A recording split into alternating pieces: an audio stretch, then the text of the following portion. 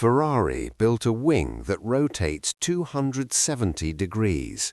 Not opens, not flexes, rotates.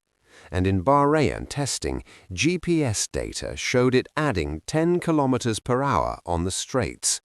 That's not a render, that's not a simulation, that's a real number from a real car at speed, confirmed by independent GPS tracking of Hamilton's SF26 during week 2 of testing. So why didn't they race it in Australia? Because it's not ready. The mechanism causes instability during the opening and closing phase, that fraction of a second where the wing is mid-rotation at 300 kilometers per hour. Ferrari's engineers weren't comfortable putting that in a race situation yet. One wrong moment at Albert Park and you're in the wall. So they shelved it, ran the standard spec. Now Ferrari are shipping 3 different specs of the Macarena wing to China this week. 3, not one backup, 3 distinct versions. That tells you everything. They're still resolving which configuration eliminates the instability.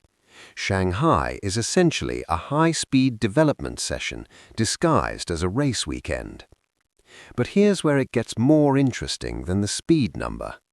The 10 km/h gain, some engineers think that's not even the main advantage.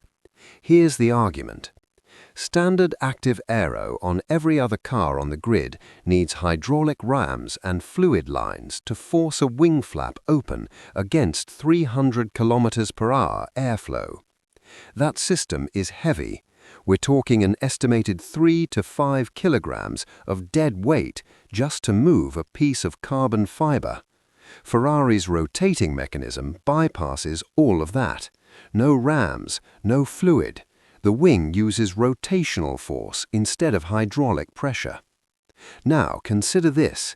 In Formula 1 kilogram of weight costs approximately 0.03 seconds per lap.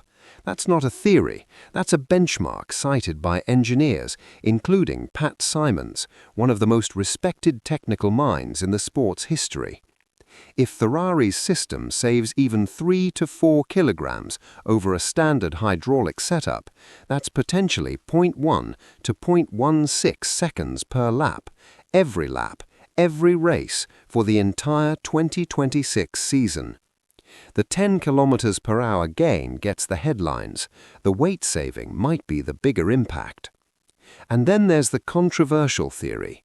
David Coulthard, former F1 driver, suggested publicly that this wing might be a decoy, that Ferrari ran it in Bahrain specifically to send every other team scrambling in their wind tunnels, chasing a concept Ferrari has already moved past, while Ferrari quietly develops something else entirely.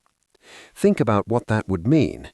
Every rival team's aerodynamicists, Red Bull, Mercedes, McLaren, potentially spending weeks of wind tunnel time and CFD hours reverse engineering a wing Ferrari never intends to race.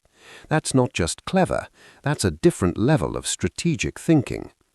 Now, China is this weekend, Shanghai, a circuit with one of the longest straights on the entire calendar, 1.17 kilometers of flat-out running before a heavy braking zone.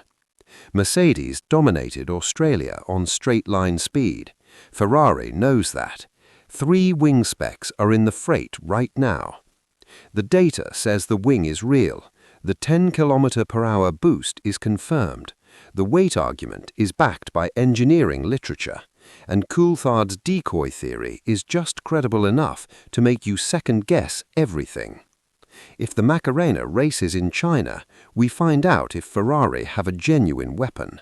If it doesn't race again, maybe that was always the point. Even if China tells us nothing, Canada is coming. The Canadian Grand Prix, Circuit Gilles Villeneuve in Montreal, one of the most distinctive tracks on the calendar, long straights, heavy braking zones, and a wall of champions that has ended more races than any other barrier in Formula 1. It is exactly the kind of circuit where straight-line speed wins races. and Ferrari have already confirmed a version 2.0 of the Macarena wing is planned for Canada.